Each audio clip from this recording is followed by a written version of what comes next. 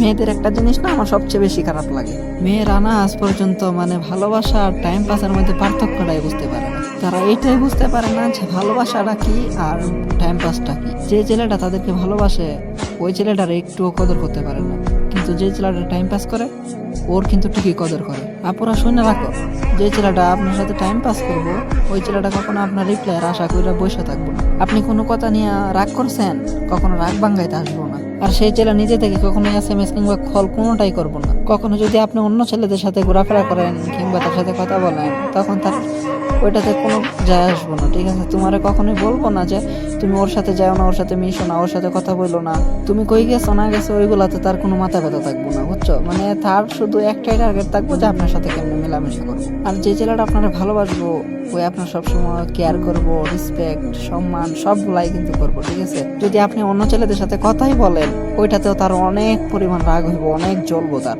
মানে সে এইগুলো মাইনা নিতে পারবো না এক কথায়। আর ওরে কিন্তু আপনার বইলা দিতে হবে না, ওরে জোর করতে হবে না, ও কিন্তু নিজে থেকে আপনার SMS দিতে পারে।